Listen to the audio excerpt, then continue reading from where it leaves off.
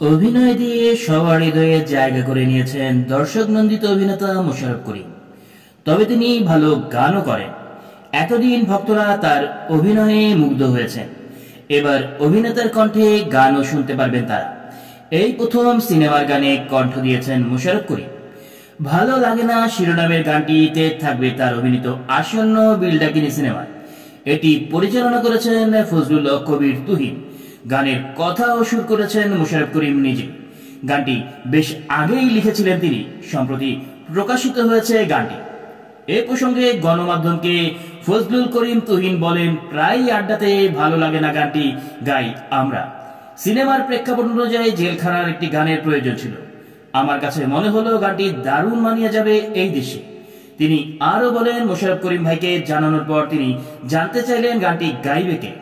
তখন তাকে বলি, আপনার কণ্ঠেই ভালো হবে। তিনি সম্মতি জানান এবং গানটি রেকর্ড করি আমরা। প্রসঙ্গত, কথা সাহিত্যিক নুরুদ্দিন জাহাঙ্গীরের উপন্যাস বিল ডাকিনী অবলম্বনে নির্মিত হয়েছে সিনেমাটি।